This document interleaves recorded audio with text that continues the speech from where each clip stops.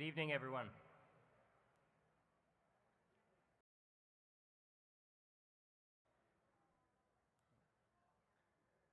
I'm Daniel Slonim. I'm a junior here at Hillsdale, majoring in mathematics and philosophy, and I have the privilege of introducing your speaker. Those of you who are here at 4 o'clock probably already heard this introduction, but for those of you who were not, Max Hastings is an author, journalist, and broadcaster. He was educated at Charterhouse and University College, Oxford. Mr. Hastings writes regularly for the Daily Mail and reviews for the Sunday Times and the New York Review of Books. He was editor, then editor-in-chief, of the Daily Telegraph from 1986 to 1995, and of the Evening Standard from 1996 to 2002. He has received awards both for his books and journalism, the most recent being the Chicago Pritzker Military Library's Literature Award for Lifetime Achievement. He has written numerous books, including Inferno, The World at War, Armageddon, The Battle for Germany, Das Reich, The March of the 2nd SS Panzer Division through France, and most recently, Catastrophe 1914, Europe Goes to War. Please join me in welcoming Sir Max Hastings.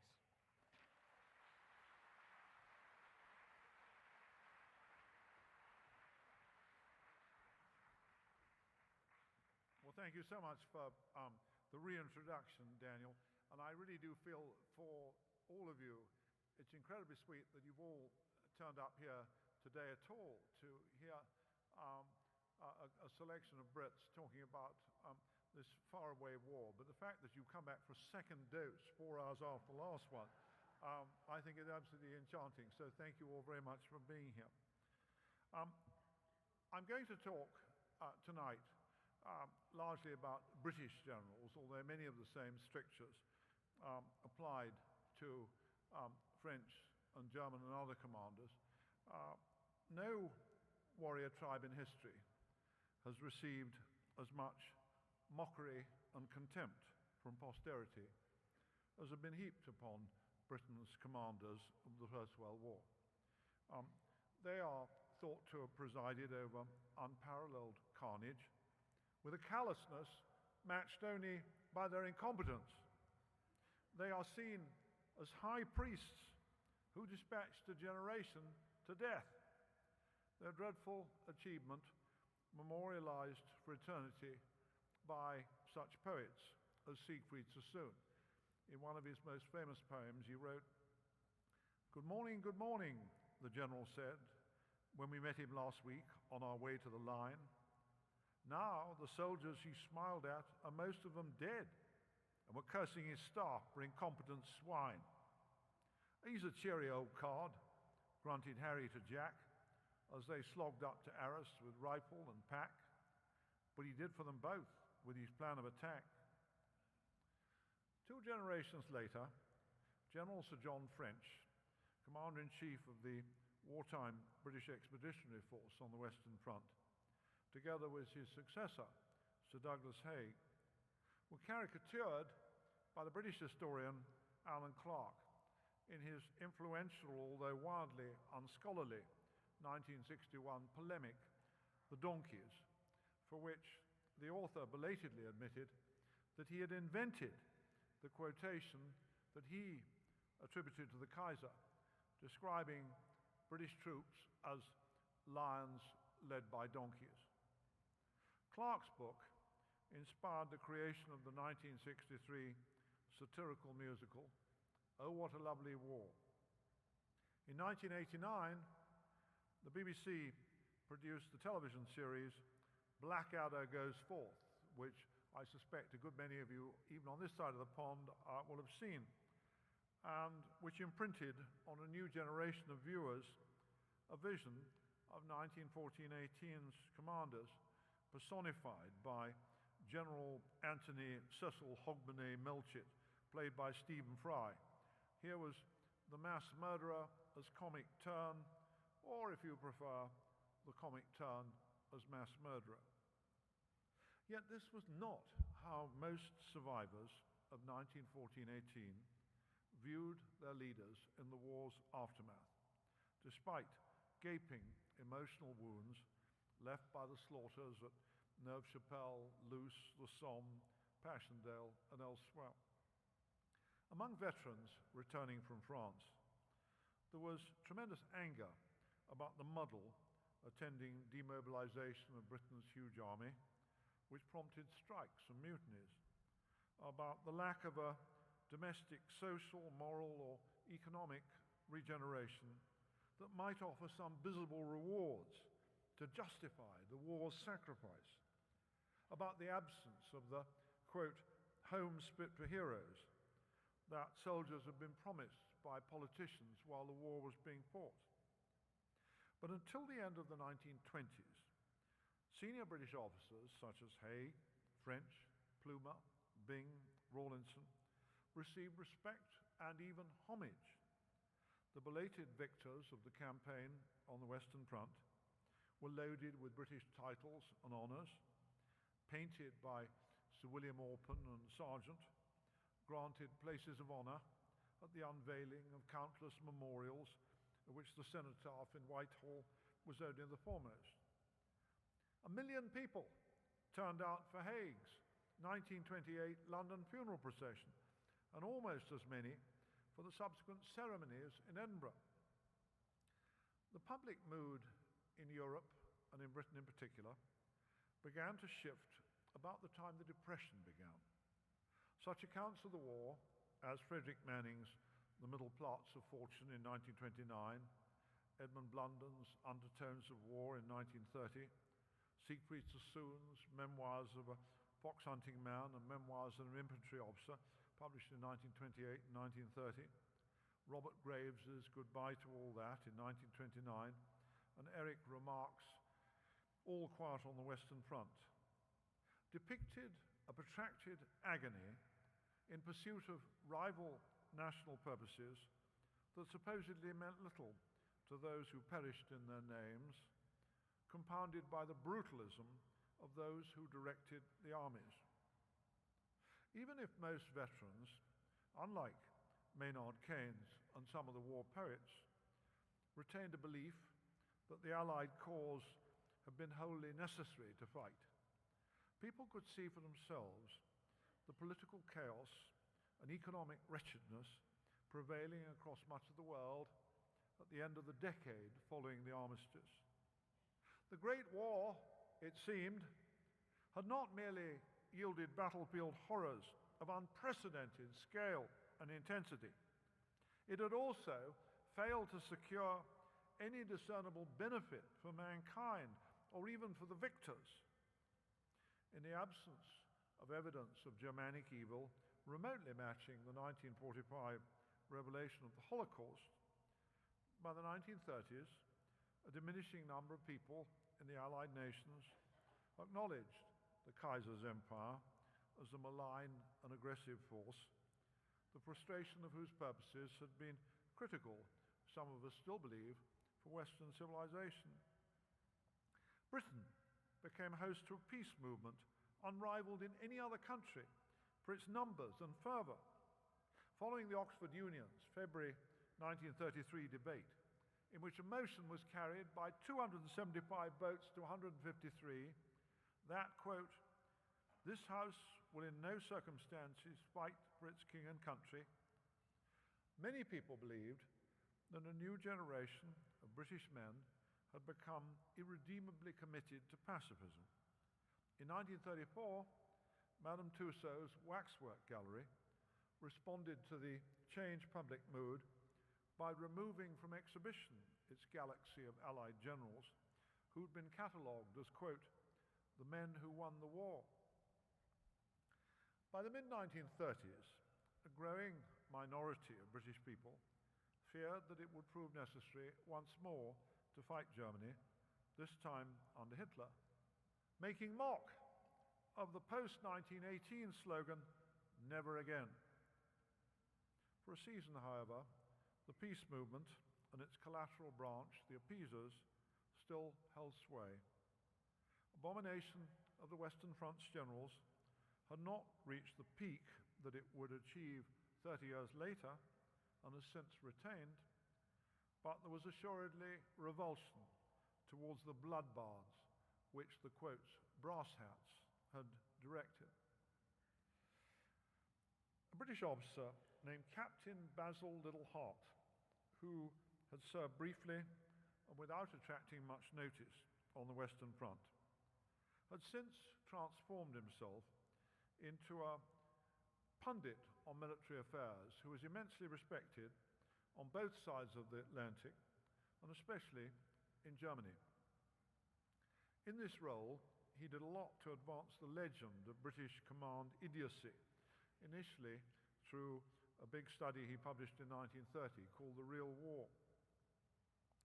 Littlehart was prejudiced, if not embittered, by the unwillingness of the British Army's senior officers to treat himself as seriously as he believed that his own gifts as a strategic thinker deserved. He was a fluent writer who produced a prodigious output of journalism, books, and correspondence. He developed some good and even important ideas about the future of war, which, like most theoreticians, he habitually overstated. Foremost among them was the claim that exploitation of maneuver and technology, most conspicuously the tank, could have played a game-changing role earlier in the First World War and would certainly do so in future conflicts without the necessity for murderous, headlong collisions.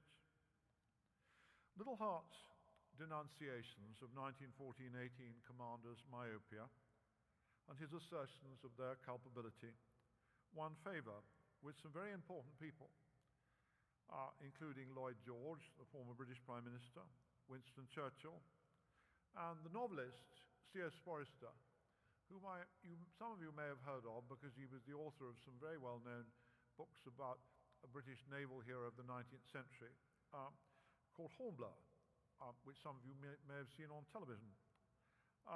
C.S. Forester was an outstanding novelist who was then emerging in the 1930s as one of the most popular writers of his generation. And in 1936, he wrote a novel entitled The General that I will recommend to anybody today as a wonderfully accessible introduction to what went wrong with the generalship of the First World War and to the sort of people who commanded the British armies in those days. Basil Littlehart's vision of the folly and lack of imagination of that generation's soldiers pervades C.S. Forester's tale about an officer who rises to high rank amid the carnage of Flanders.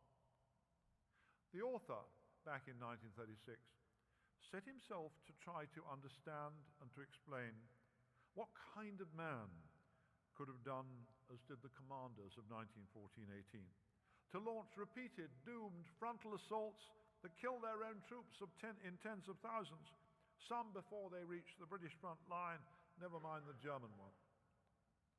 Before I took my own wife on a first visit to the battlefields of the Western Front, I recommended The General as background reading ahead of any work of history, and she devoured it eagerly.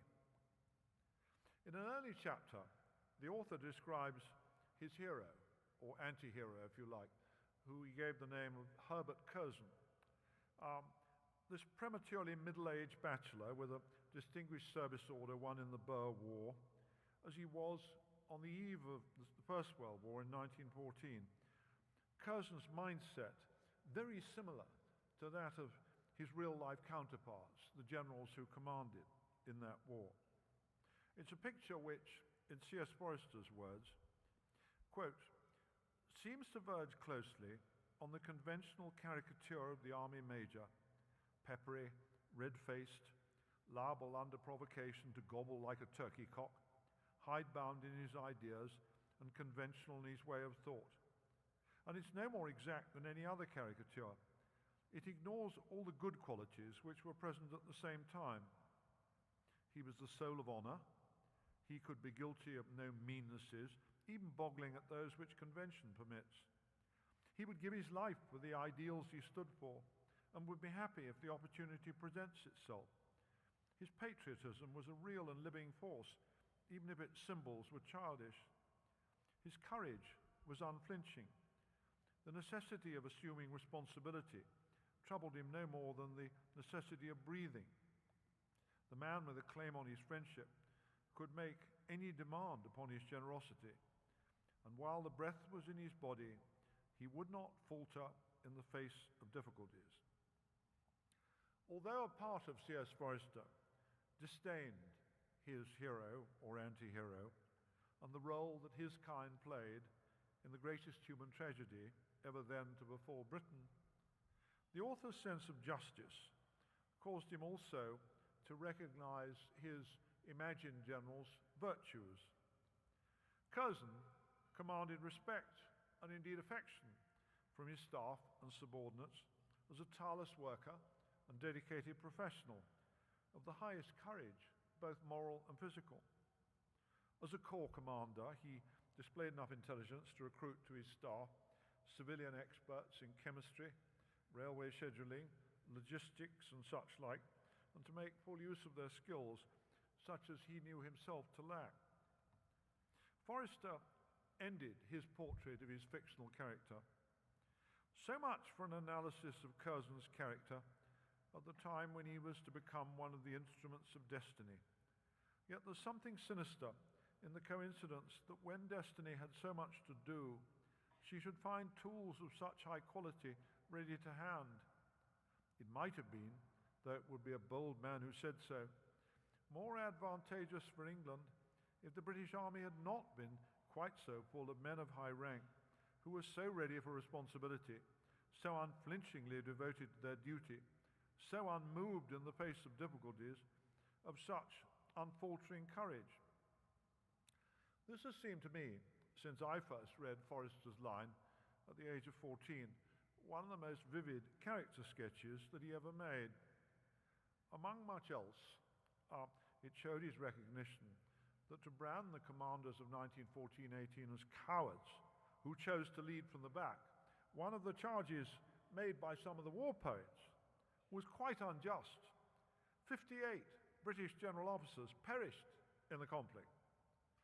Moreover, it's no more sensible to view those men as clones of each other than to delineate any other group of professionals and contemporaries in such a way. But there was indeed a British military caste which had its German, Russian, and French and American equivalents, and Curzon seems a fair exemplar. Among the more foolish of popular proverbs is that which claims, "Cometh the hour, cometh the man."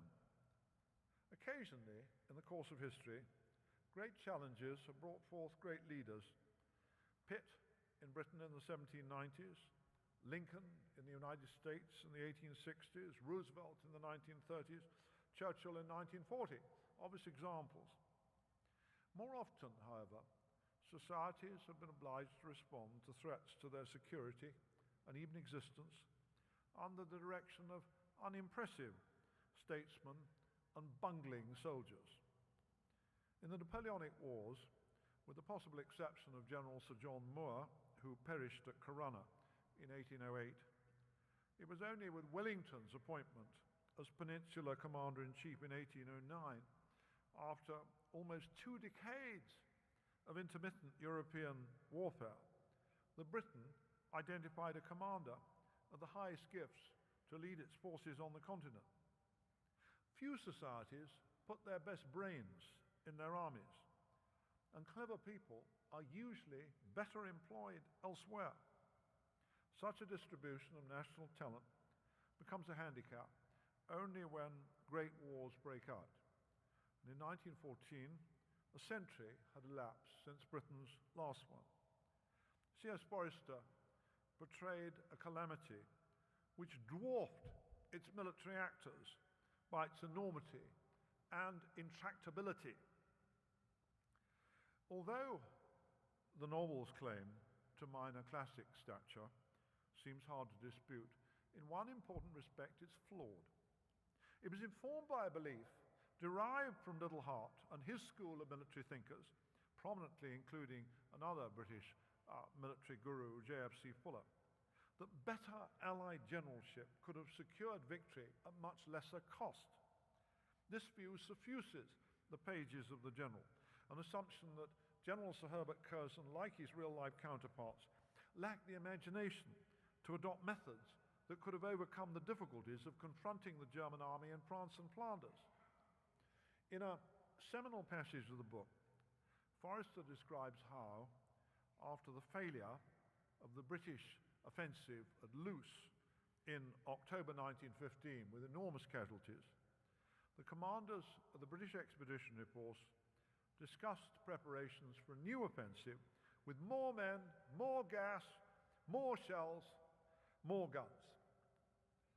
The author wrote, "In some ways, it was like the debate of a group of savages as to how to extract a screw from a piece of wood. Accustomed only to nails, they had made one effort to pull out the screw by main force.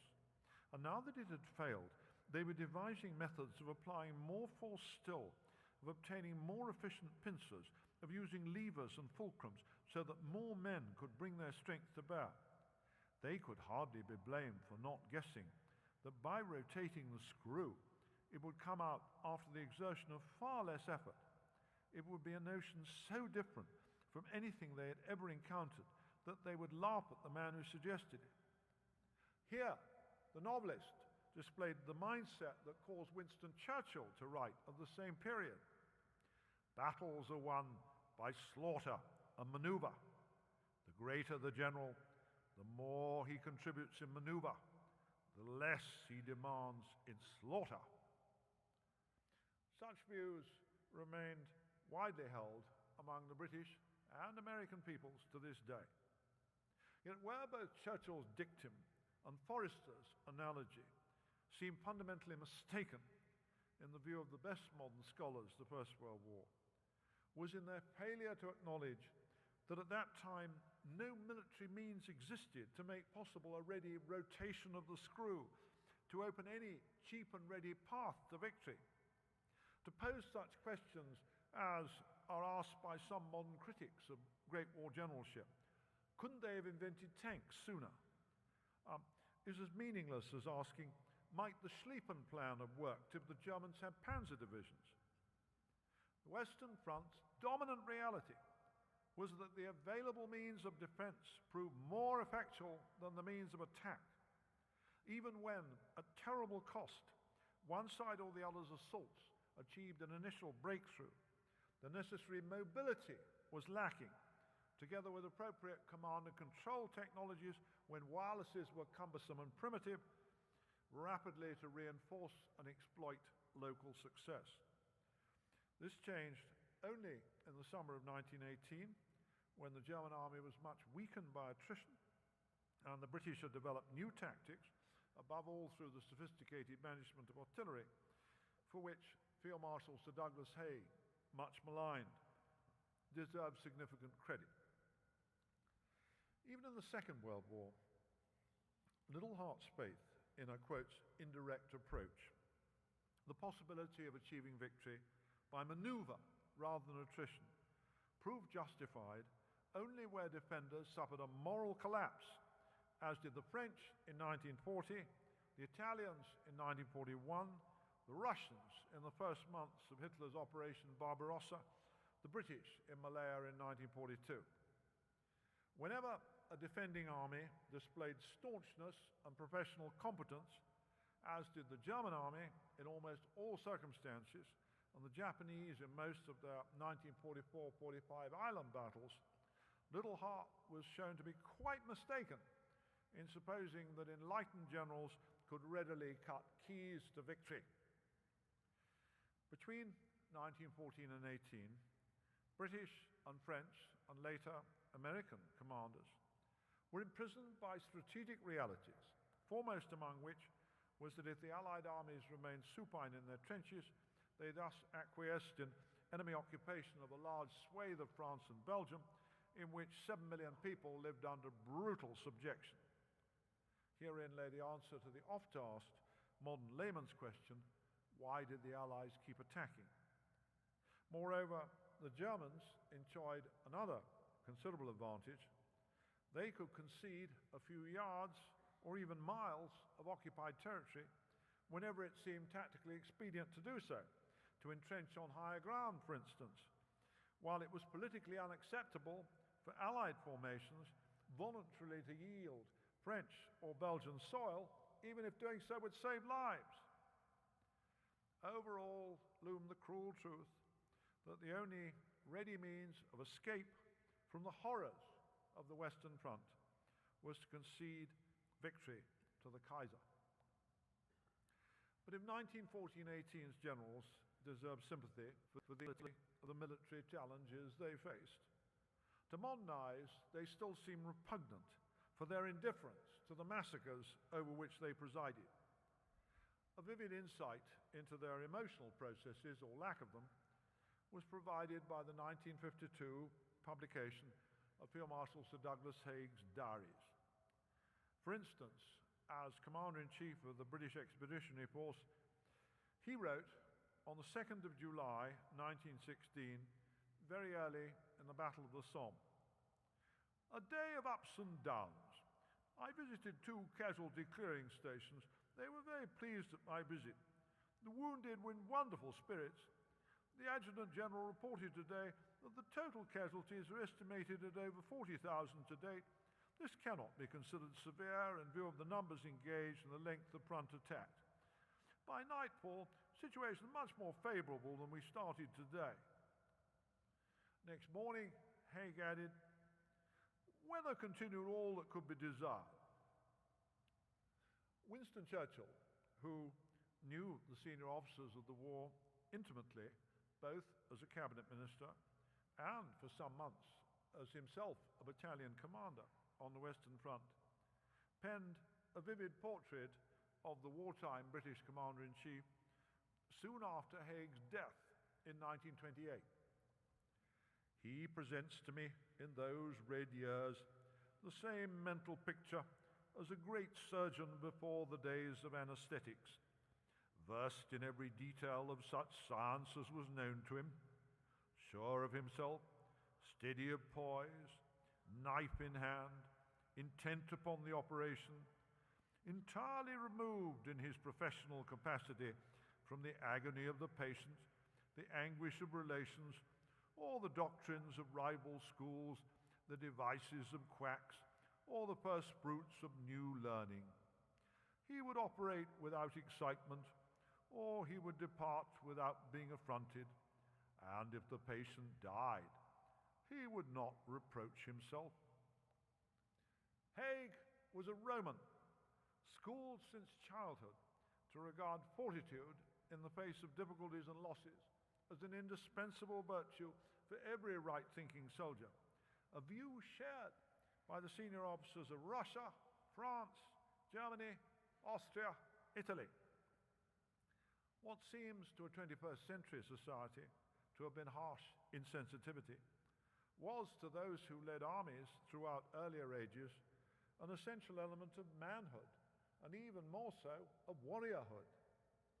Some of Napoleon's greatest victories were purchased at appalling human cost, but even today, few French people think the less of him because of this. The first Duke of Wellington sometimes wept when confronted by the butcher's bills for his victories, but he never hesitated to sacrifice men to battlefield imperatives. Consider several British squares at Waterloo, which finished the battle where they had started, but with every man dead in his place. Almost 1 in 4 of Wellington's soldiers were killed or wounded on the 18th of June 1815, about the same proportion of those engaged as fell on the 1st of July 1916, the first day of the Somme. Great captains have seldom flinched from accepting heavy casualties when circumstances seem to demand this. Their fitness for command would have been questioned had they done so.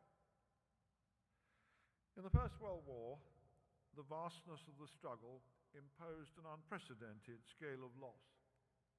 But what choice was there before the military leaders, save to stiffen their backs and carry on, unless they chose to resign their posts or concede defeat to the enemy?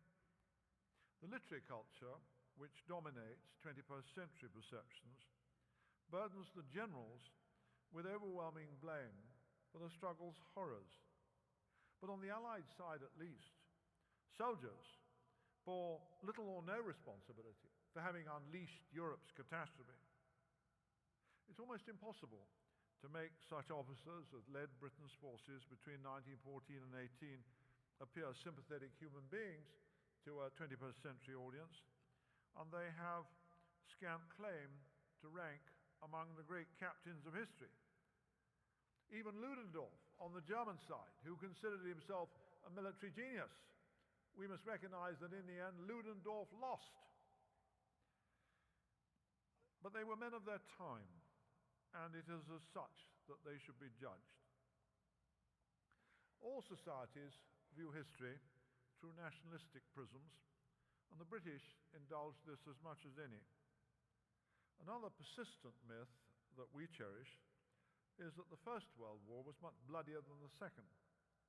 Many people like to believe that in the 1939-45 conflict, Britain and the United States suffered much smaller losses because the army had more gifted and humane generals who declined to sacrifice their men as they'd been sacrificed on the Somme and at Passchendaele by such commanders as Sir Herbert Curzon, Forrester's invention. But Paul Fussell, very influential modern American writer, was profoundly mistaken when he wrote in The Great War and Modern Memory that the conflict was uniquely awful and thus lay, quote, outside history, unquote, fit matter for only literary rather than historical examination. In reality, all wars inflict horrors on those who fight them, as well as upon bystanders who find themselves in the path of armies and fall victims to their excesses. Life and death in Western Europe in the 14th century, era of the 100 Years' War and many other struggles, were dreadful indeed, as they were also during the 17th century 30 Years' War, which killed a higher proportion of Europe's population than perished between 1939 and 45. Any soldier who experienced the American Civil War would laugh at the notion that the First World War and what happened in France was qualitatively worse. It's a childish delusion to suppose that 1914-18 fighting men experienced worse things than their forebears had known. They did not. For centuries past, soldiers had fought battles in which they were often obliged to stand and face each other's fire, sometimes at ranges of 50 yards or less, hour upon hour. The hardships they suffered from hunger, weather, and disease were quite as severe as those faced by combatants on the Western Front. Survivors of, for instance, Napoleon's 1812 Russian campaign, in which 400,000 of his men perished, would have mocked the notion that what men did to each other at Ypres or on the Chemin des Dames represented a qualitatively worse experience than their own. What changed in the First World War was simply that cultured citizen soldiers, disdaining the stoicism displayed since time immemorial by warriors, most of whom were anyway illiterate, chronicled the conflict into which they were plunged with an unprecedented lyricism. Moreover, the absence of significant strategic movement on the Western Front generated a sense of military futility, which afterwards extended, understandably but irrationally, and especially among later generations, rather than among contemporary participants, to the merits of the Allied cause. Neither the poetic achievement nor the sense of futility were repeated between 1939 and 45. This is odd because the second of the 20th century's great clashes was much more costly for mankind. Far bloodier attritional clashes were required to accomplish the destruction of Nazism than those on the Western Front in the struggle to defeat the Kaiser. But 1941 to 45's principal killing fields at Somme and Verdun lay in the east, and the losses were borne by the Russians, who suffered 27 million dead and inflicted more than 80% of the German army's total casualties. The Western Allies accepted only a small fraction of the material and human price for destroying Hitler. For 4 years, between June 1940 and June 1944, most of the British and later American armies marched and trained at home, while a handful of divisions fought in North Africa, later Italy and the Far East, and a titanic contest in arms took place on the Eastern Front. Only in Normandy, during June and July 1944, did the Western Allies go head-to-head with the Germans in battles during some of which some units' losses matched those of 1916, 17, 18.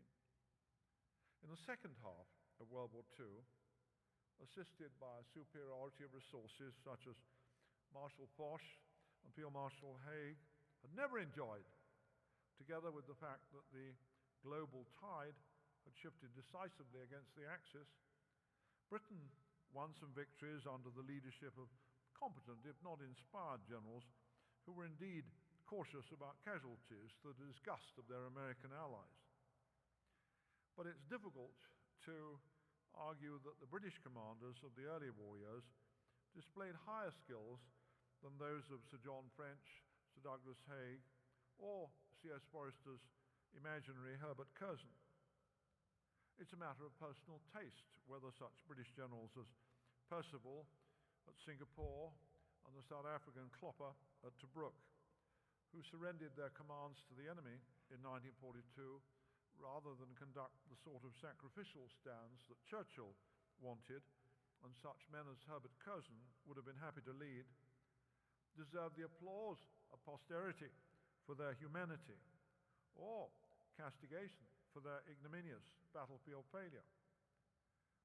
The dominant reality of World War II was that Allenbrook and Marshall, Montgomery and Eisenhower were spared the odium of presiding over bloodbaths comparable with those of 1914-18, not by their own genius, but because the Russians did most of the killing and dying undertaken by British Tommies and French Pulleys a generation earlier.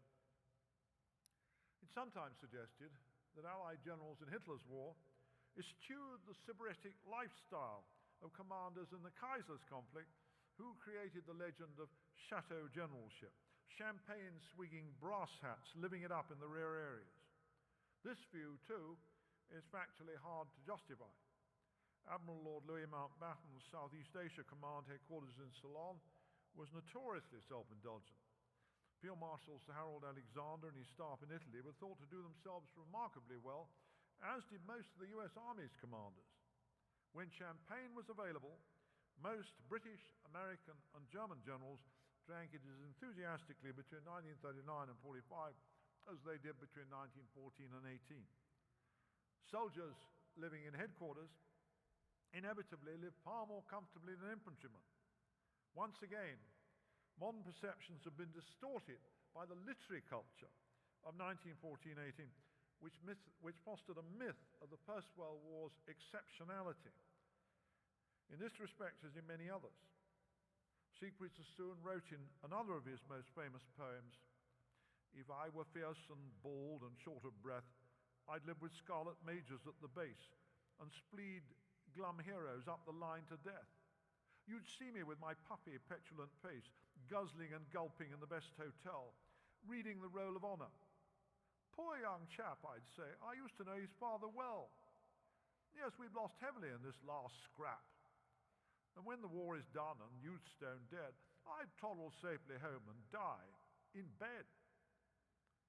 Fed by such brilliant derision, the delusion persists that the First World War was unique in its chasm between innocent youth sacrificed in the trenches and slothful cowards skulking at the rear. In reality, in all wars since 1914, for each rifleman confronting the enemy, at least 10 and sometimes 20 officers and men have fulfilled support functions. Every surviving veteran of World War II is today absurdly dubbed a hero, yet only a small fraction performed any role which put them at greater risk of death than they faced in civilian life. Throughout the 1939-45 conflict, Winston Churchill deplored the high proportion of the British Army which never heard a shot fired. It fell to the Army's chief, General Sir Alan Brooke, repeatedly to rehearse to the Prime Minister the argument that modern conflict demands a long administrative tail for the teeth arms.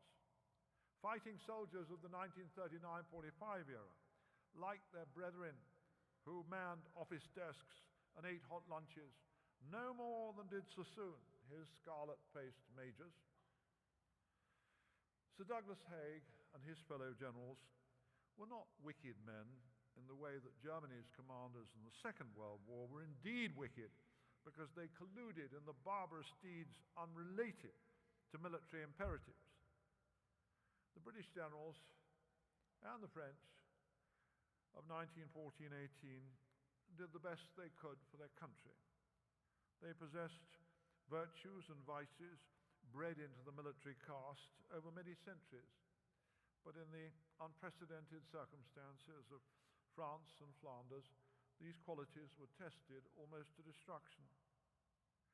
It's understandable that today the British people decline to celebrate victory in 1918 because its human cost is deemed to have been disproportionate. But it's irrational, it seems to me, that meanwhile they untiringly recall and applaud the 1944-45 triumphs of Eisenhower and Montgomery. The contrast is explained, if not justified, in part by the fact that it proved necessary to fight and overcome German expansionism a second time in the course of the 20th century. This caused many people to conclude that the earlier struggle had been a failure, the achievement of victory in 1918 annulled by subsequent events.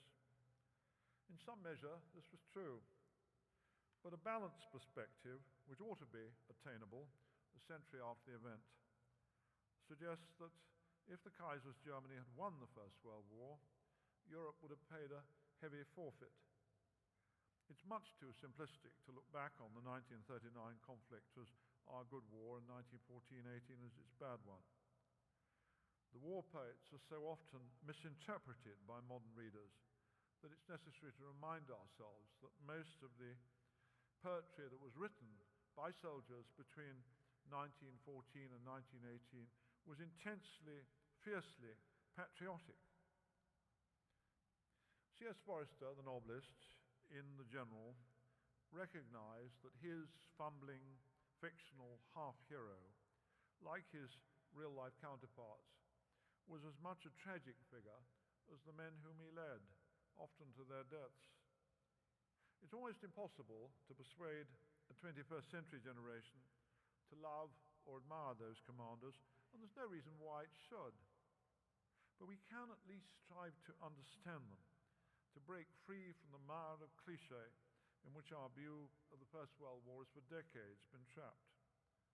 A modern reader who wants to understand something about the nature of the men who directed the battles on the Western Front will learn much more from the pages of C.S. Forester than from those of many modern pundits and novelists who have been marching doggedly through the centenary of 1914, bearing knapsacks still laden with myths and cliches, almost all of them false.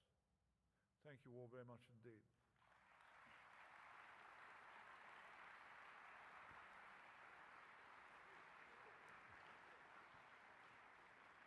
Thank you, Lord Max, for that insightful lecture. Directly following our question and answer time, there will be a book signing on the mezzanine just near the exit of Lord Max's book, Catastrophe, 1914, Europe Goes to War. The floor is now open for questions. We got a couple in the middle there. If we're, Matt standing by me, because I'm so terribly deaf to repeat the question if I can't hear it. But,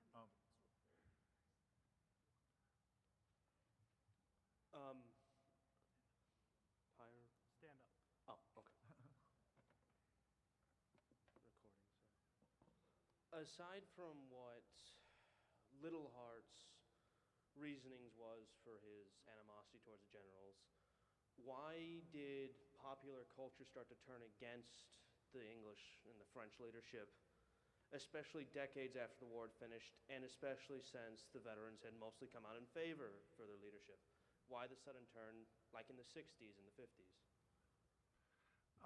I think in the late 20s, it's very easy to explain that, of course, that was the period at which Europe was already beginning. First of all, the Depression started, and you had the economic collapse that began in 1929. And also, you had Europe starting to dissolve into political chaos. And people looked around and they said, what has all this been for? We were told we were fighting the war to end all wars, and it hadn't produced an outcome. And it's gone on.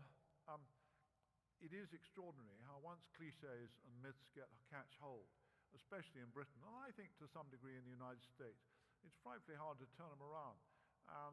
And this belief that, we've all read the Stephen Ambrose books and we've seen Band of Brothers and all the rest of it, and this idea that somehow things were done better in the Second World War has got a very deep hold in our culture.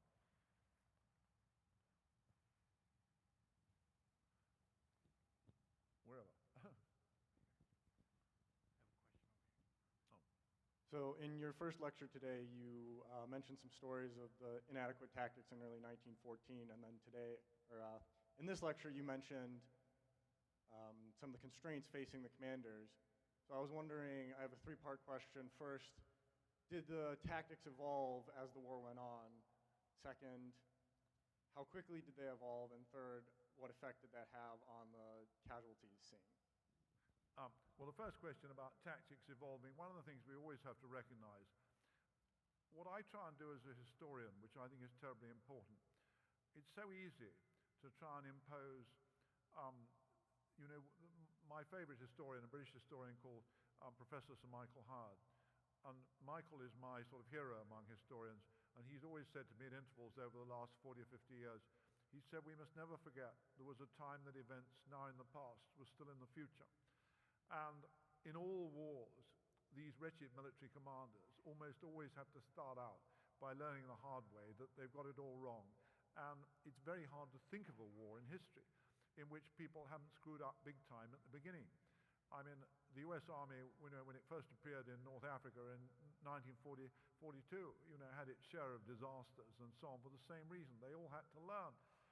And I'm not really persuaded that the generals, the only one who was much worse than most in 1914 on the learning curve was the British General Sir John French, who had an intense dislike of the French people and no faith in their commanders. And he said he didn't think much of the class from which these people came. And when, after the first few weeks, when the French army was suffering defeat, General Sir John French Field Marshal Sir John French sent a telegram to the British government saying he thought the French were absolutely hopeless people to have as allies, and he proposed to withdraw the British army into the coast and sort themselves out and decide afterwards what they were going to do. Well, this was poltroonery of a very high order, and I think that was special. But when you look at the tactical issues, of course they learned at terrible cost what the new realities of war were. But so they did in the American Civil War, so they did in the Second World War. But the difference is, when you get new situations in every walk of life, it always imposes huge costs, and the politicians make mistakes, and corporate businesses make mistakes. But when you make mistakes on the battlefield, the price is paid in lives, and of course that happened on an unprecedented scale. When you suddenly get these something like 10 million men marching against each other in 1914, the scale of the revelation of the discovery of this new world is just more dreadful than when you're even the American Civil War is a far larger episode. What was the second part of the question, Matt? I've lost it. The costs and what was the effect of the tactics overall? The second part of my question was how quickly did they learn, and then the third part was... Well, very slowly. It what took effect? them about 4 years. It certainly took the British Army about 4 years. But you have to recognize the technology didn't exist. And I do hear people say, why couldn't they invent tanks sooner? Why couldn't they invent the internet sooner? You know, that you have to... It's not that I'm trying to make these people seem sympathetic human beings. I'm trying to explain where they were and the difficulties that they faced. And this problem that that if you launched an attack, and even if the attack went quite well, you're moving at the speed of horses and men. And you don't have armored personnel carriers in those days and so on. And you don't have good tactical radio, and you don't have all these things. And I say nothing I can say is I even intended to make these people sound sympathetic, but gosh, I sympathize. I do not think there was any easy path out of their difficulties. It took them, by 1918, the British Army had become a far more sophisticated fighting force. What it did in the last few months of the war especially was remarkable. But by that stage, they were marching over such appalling mounds of corpses that nobody felt like applauding.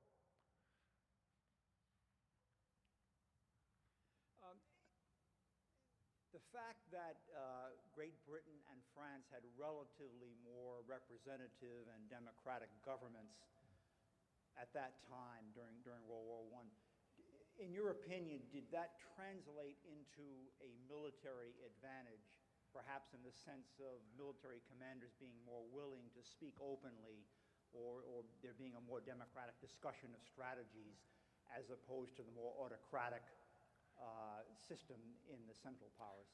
I think looking at, I like often think about 20th century history as a whole. And although both British and American societies in the two world wars paid some price for being democracies and having, in some ways, less efficient, less speedy decision-making processes than some of the dictatorships. By and large, I think we did much better by being democracies. Certainly the evidence of the Second World War shows absolutely conclusively that Germany started out with an amazingly effective army. But in the end, the achievement of the democracies and the way that the democratic management of the war effort was absolutely extraordinary. I think that was true in the First World War too. What's surprising in a way is dictatorships. I think you could make an exception. You could say Stalin ran a pretty good war effort, but at terrible cost in that, another statistic which is always quite sobering, the British Army in the Second World War lost about 300,000 people to enemy action, a bit more than that, but thereabouts. American Army about the same. Well, Stalin, according to the most recent statistics, the Russians shot about that number of their own men for alleged cowardice or desertion in the Second World War. So in other words, yes, Stalin ran a fairly effective war effort, but amid such torrents of blood that I don't think any of us would recommend this as a model for how you run a war effort. And going back to your question about the First World War, but I would still say on the whole, the democracies did it better.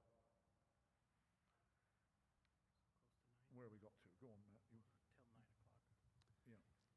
Early on, you mentioned Robert Graves, Goodbye to All That. Yeah. Could you give us a brief summary of his book and why you felt he was in error? I suppose, well, he made a great impression. Actually, Robert Graves was at the same school that I was, and he disliked it almost as much as I did. And he wrote in Goodbye to All That. It was a memoir of his school days and then of his experiences. And he hated the British Regular Army, and he wrote with intense bitterness about it. And his book had it was a brilliant book. It's one of the great autobiographies of all time. But he was, as many of those writers were, he was unfair about, he presented this idea, first of all, of the absolute imbecility of the army and its commanders. And secondly, of this idea that what was happening in France was this was the worst war that mankind could ever have seen. But his book, if you write brilliantly enough, you do sell the tale. And all of them, Graves, Sassoon, Blunden, these were some of the greatest chroniclers of war in human history. And boy, did they have an impact. And I say, having given my shared dislike with Robert Graves of our old school, I remember reading Goodbye to All That for the first time when I was about, 13 or 14, and thinking, right on. But actually, nowadays one does see that his picture of the British Army in France, it was, I don't know, a lot of great impassioned writing is unfair, but it was pretty unfair. somewhere. Where's the microphone? I'm not even sure where the microphone is. Oh,